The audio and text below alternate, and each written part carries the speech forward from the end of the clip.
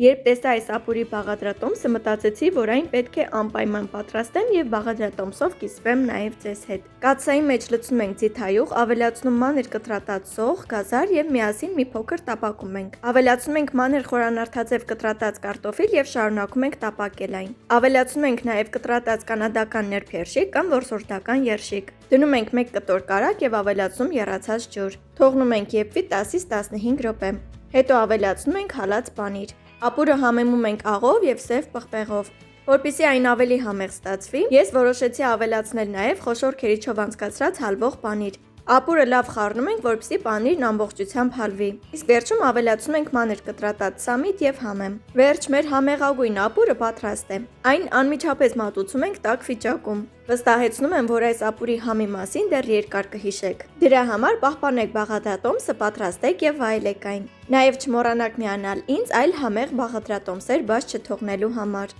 Բարի ախորժակ։